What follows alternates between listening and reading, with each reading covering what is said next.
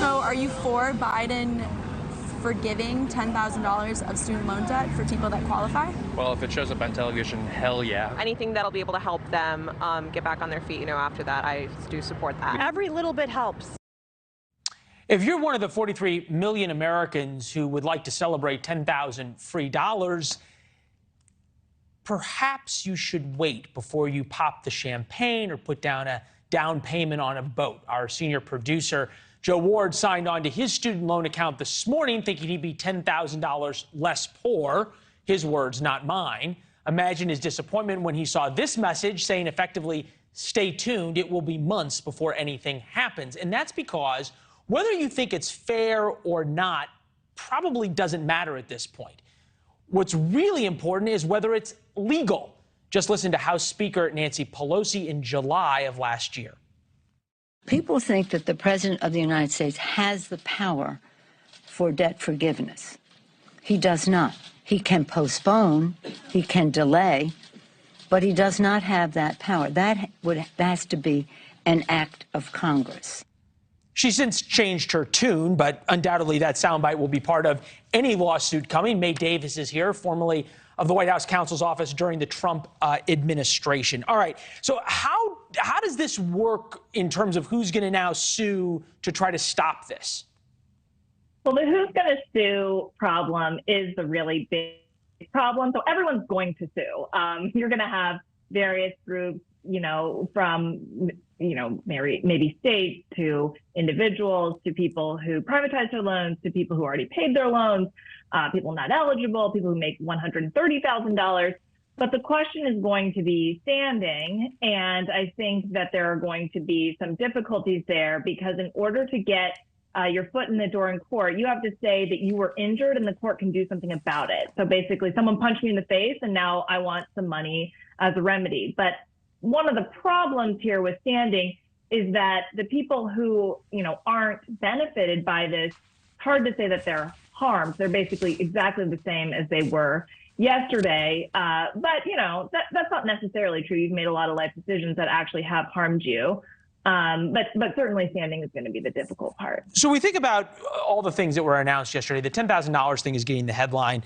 Monthly payments are going to change, lowering the monthly payment cap from 10% to 5%, treat the income less than 225% of the federal poverty line as non-discretionary. Interest costs change, forgive loan balances is the big question. The top things it seems as though he can do unilaterally. I'm thinking, though, that from a personal level for somebody who has student loans, even somebody like yourself who had student loans who would normally qualify for this but had privatized their student loans, you don't get forgiveness as well. Can any of those people sue?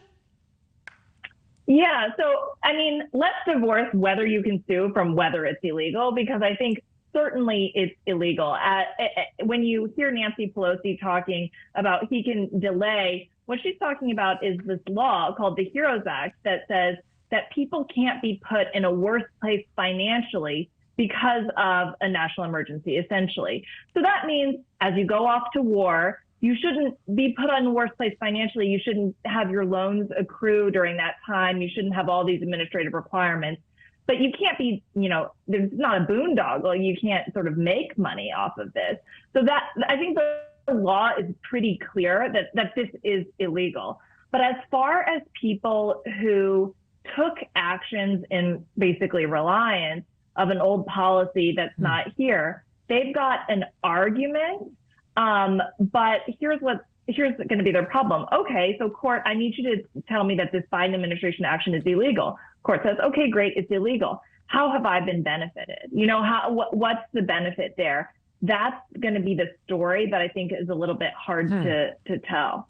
So this is how the White House is justifying it, because they're still going under this idea of a national emergency because of COVID. The White House has argued on both sides of that. Sometimes it is a national emergency. Sometimes the pandemic's over. Depends on what's convenient. Take a listen to the press secretary today. How is this a national emergency? How's COVID a national emergency when it comes to student debt? It's a very good question, and I'm glad you asked it.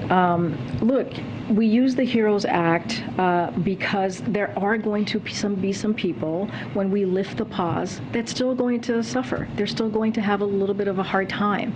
And so that's one of the reasons that we made this decision.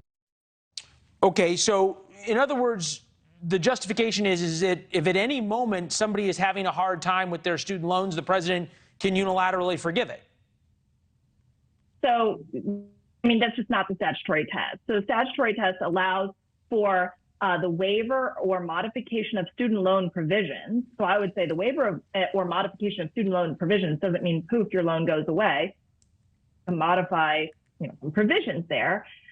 In order to prevent an individual from being worse off financially with respect to their student loans than they would have otherwise been. So basically, you should be put in the exact same as you were before the disaster began, before the national emergency began. That is exactly why the Trump administration justified the pause, because they were the do it. We were the first ones to do it.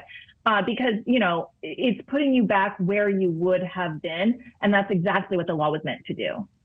Yeah, it's fascinating. It's telling that the White House is not telling anyone when this is going to actually happen. So it's sort of like, okay, we're going to do this. We somehow are managed to announce it before the election, but stay tuned for when it actually gets taken off. May, it's good to see you. Thank you. Thank you. Thanks for watching. Go to newsnationnow.com to find NewsNation on your television provider. And don't forget to subscribe. Click the red button to get more of NewsNation's fact-driven, unbiased coverage.